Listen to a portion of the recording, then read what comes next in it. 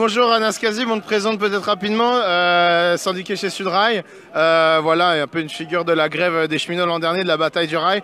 Pourquoi manifester déjà pour cet acte 9 aujourd'hui? Pourquoi manifester pour cet acte 9 aujourd'hui? Parce qu'on manifeste maintenant de manière organisée depuis l'acte 2 avec ce qu'on appelle le collectif Intergare, avec un certain nombre de cheminots des gares parisiennes. Faut savoir que le mouvement des Gilets jaunes il est très important. En fait, il y a beaucoup de cheminots.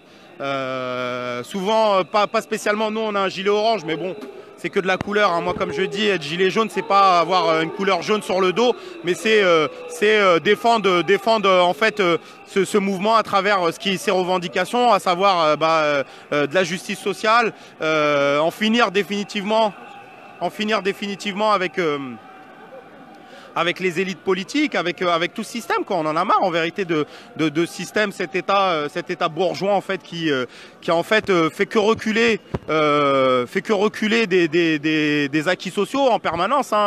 Macron depuis qu'il est là, c'est les ordonnances loi travail de 2017, c'est l'attaque des EHPAD, c'est l'attaque contre le rail, c'est l'attaque contre Parcoursup. Enfin voilà, il ne s'arrête pas et voilà, on donne 4 milliards de cadeaux en ISF qu'on a supprimés, on donne 40 milliards de CICE cette année à partir de 2019 alors qu'on en donnait 20 milliards et que ça embauchait pas du tout. Là on a trouvé rien de mieux à faire que de donner le double.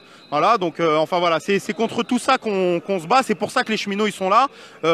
Avec la particularité, c'est que nous on a mené une bataille féroce pendant 3 mois. On a participé à cet effritement de cette image jupitérienne de celui que personne ne peut arrêter. Aujourd'hui, il n'y a plus personne qui a l'idée de se dire que Macron, c'est Jupiter aujourd'hui. En vérité, c'est voilà, dans l'imaginaire, Macron n'est plus Jupiter. Donc les cheminots sont passés aussi par là. Une question sur Christophe Détinger. Qu'est-ce que tu penses de son incarcération? Je pense qu'elle n'était pas nécessaire en vérité. Enfin, la plupart, hier, j'entendais même un syndicat de police, c'est-à-dire que c'est même pas moi. Il y a Vigipolice qui disait que l'incarcération n'était pas nécessaire, que le gars s'est rendu à la police. Que de toute façon, enfin bon, il n'avait pas de casier judiciaire, il n'avait pas, il avait pas de casier, il avait rien quoi. Ça se voit que c'est un mec qui a pété un câble pendant un moment donné, et puis c'est normal quoi. Enfin, il y a aussi des témoignages qui disent que il a vraiment protégé en fait une femme qui était au sol, qui a un cancer du sein, etc. Et qui voilà quoi. Donc il y a pas mal de circonstances atténuantes, et puis je sais pas. Moi, je suis pas là pour excuser ou pas excuser. Il a fait une vidéo, il a dit qu'il s'excusait, point barre, quoi. Je sais pas de quoi on discute, quoi. Faut qu'on passe à autre chose. Enfin, je sais pas, est-ce qu'il aura le droit à son 20h comme Benalla? Il a le droit d'avoir un 20h. Moi, je suis pour que Christophe Détinger, il ait un 20h sur TF1 comme Benalla pour pouvoir venir mettre un costard, des lunettes et puis se faire enregistrer, avoir des conseillers comme la dame de Closer, parce que c'est elle qui a fait le conseil en communication, dame de Closer qui est une proche de Macron et Brigitte Macron, voilà, qui a donné des conseils à Benalla. Et puis voilà. Donc on a Benalla qui savate des gens. Qui continue à travailler. Il y a besoin d'une vidéo au mois de juillet pour se rendre compte de qui est ce monsieur. Et puis derrière, il passe au Sénat. Il dit qu'il a rendu des passeports diplomatiques. Au final, le mec, il se balade partout dans le monde avec des passeports diplomatiques. Il avait un flingue chez lui. Les flics, ils viennent. Et puis derrière, il explique que finalement, le coffre-fort où il y avait le pistolet, il disparaît. Et puis après, il nous dit qu'en fait, c'était un pistolet en plastique. Enfin, ils se foutent de la gueule du monde. Ils se foutent de la gueule du monde. Et puis derrière, Christophe Détinger, il est parti, il s'est rendu fièrement. Et puis voilà, quoi, c'est tout. Il assume son truc. Mais maintenant qu'on n'aille pas emmerder des gens qui donnent de l'argent, chacun fait ce qu'il veut de son pognon. On n'arrête pas de nous dire Chantal Joanneau, elle a le droit de gagner ce qu'elle gagne. Les gens, ils ont le droit de donner de l'argent s'ils veulent donner de l'argent dans une caisse litchi. Enfin voilà, je sais pas, c'est comme ça. Et depuis quand on va aller chercher qui a le droit de se défendre ou pas de se défendre? Si le gars il a envie de payer le meilleur avocat ou une armada d'avocats pour essayer de se protéger, si les gens ils veulent faire ça, ils ont le droit. Je sais pas, on nous dit qu'on est dans un pays libre, dans une démocratie, etc., que chacun peut faire ce qu'il veut de son argent. Voilà pourquoi, je sais pas pourquoi il y a un 2 poids 2 mesures. Et clairement sur l'affaire Benalla, et ne parlons même pas du commandant de Toulon, alias le savateur de Toulon. Le gars, en fait, on se rend compte qu'il y a de plus en plus de vidéos où il savate des gens. Il fait que savater. Alors là, on est en train de se rendre compte qu'en fait, à des manifs précédentes, il mettait pareil des coups de poing. Donc je sais pas, soit toute la ville de Toulon se balade avec des tessons de bouteilles dans les mains, soit ce mec-là, il a un problème avec la violence. Donc voilà. Pour toi, la première violence, du coup, elle est du côté des manifestants ou de la police? La police. Voilà, la dame a répondu. Elle a répondu. Enfin, il y a personne qui a un salaire ici, là, dans cette manifestation. Il n'y a personne qui a de salaire pour faire du maintien de l'ordre. On ne touche pas d'argent. On ne va pas dans des écoles de formation pour apprendre à tenir un tonfa ou à tirer au flashball. Enfin, il n'y a pas de salariés ici. Donc si les policiers disent que leur métier est difficile, etc., que c'est dur, qu'il faut comprendre qu'ils pètent un plomb, bah mon ami, change de métier, traverse la rue, va travailler ailleurs. Moi, si demain je faisais dérailler un train, mais les gens ils diraient mais t'es malade ou quoi? Mais casse-toi de la SNCF. Vous imaginez vous demain, moi en tant que cheminot, dire ouais vous comprenez, moi j'étais fatigué, le train il est déraillé, c'est tout. Hein. Enfin, en même temps, pourquoi les gens ils montent dans le train? Voilà, moi je pas assez dormi, vous comprenez, on fait des horaires, c'est pas possible. Les gens ils diraient mais il est fou ce cheminot. C'est quoi ce cheminot qui est en train de nous dire qu'en fait il est susceptible de faire dérailler des trains comme ça et que c'est normal? Non, c'est inadmissible. C'est comme si un médecin disait que pareil, que oui, il était possible de temps en temps de tuer quelqu'un sans faire exprès en mettant un coup de bistouri à cause de travers parce qu'il était fatigué. S'ils sont fatigués, ils changent de taf. Ils changent de taf.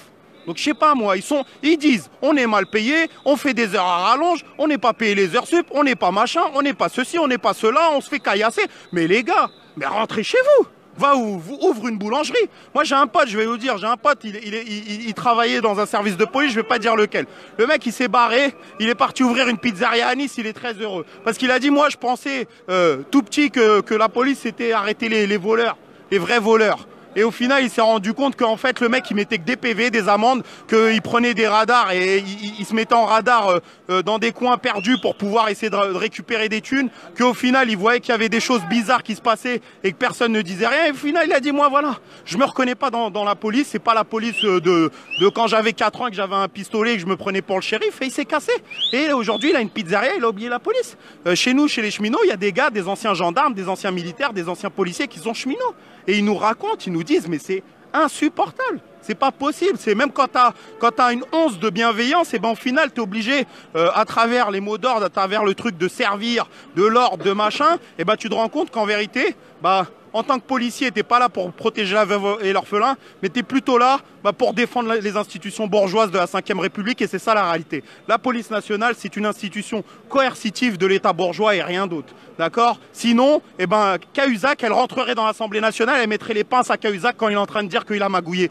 Quand Bruno Leroux explique que ses filles, elles ont fait assistante parlementaire à 13 et 16 ans, il était devant en annonçant son départ, en reconnaissant qu'il avait fauté, il y avait 20 policiers derrière lui, personne lui a mis les menottes. Va toi dans un commissariat, va dire j'ai volé un paquet de gâteaux et ressort et on va voir si les policiers ils vont pas te dire hop hop hop tu vas où là? Viens par ici.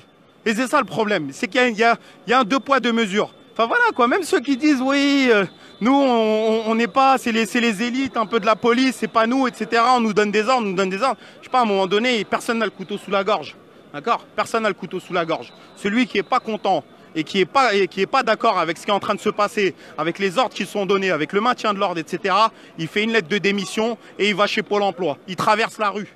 Il traverse la rue. Donc voilà, mais ce qui est en train de se passer entre les annonces de Castaner, ouais, ça veut dire que moi, je suis un délinquant là. On est en train de marcher, je suis un délinquant. Bah, c'est ce qu'il a dit.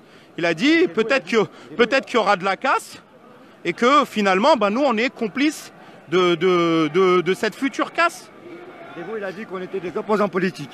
Griveaux a dit qu'on était des opposants politiques. Voilà. Bah, ouais, on est des opposants politiques. Hein. Moi, je le pense. C'est un mouvement qui est en dehors des partis politiques, en dehors des directions syndicales, mais c'est un mouvement qui est ultra politique. C'est un mouvement qui en a ras-le-bol. C'est ça la politique, c'est de dire on en a ras-le-bol. C'est de dire à un moment donné, on a envie de décider, on en a marre de payer des impôts, on en a marre de cravacher, de se réveiller à 4 h du matin, d'aller bosser, de rentrer le soir, de ne pas pouvoir s'occuper de nos enfants, de ne pas pouvoir vivre avec nos enfants, de ne pas pouvoir leur offrir des loisirs. Voilà, je sais pas. Mon gosse, il y a des fois, il me dit ouais, j'ai envie de faire de l'équitation, j'ai envie de ça, j'ai envie de ceci, j'ai envie de cela. La dernière fois, il m'a dit j'aimerais bien avoir un poney. Bah ouais, je suis en appartement, moi je peux pas lui acheter un poney quoi. C'est ça la réalité, c'est ça les gilets jaunes. C'est pas d'avoir un gilet jaune sur le truc, c'est de dire qu'on en a marre en fait de voir des Chantal Joanneau toucher des 14 700 € pendant que les gens ils sont en train de se galérer entre des missions d'intérim. Enfin voilà, quand on voit cette misère sociale et ce cri de souffrance que sont en train de donner les femmes, toutes ces femmes gilets jaunes qui sont là, qui disent voilà, moi j'arrive même pas à me payer un coiffeur, j'arrive même pas à me payer une manucure parce que sinon mes enfants ils boufferont pas 3 repas par jour. Les retraités, les handicapés, enfin voilà, c'est tout ça. C'est tout ça.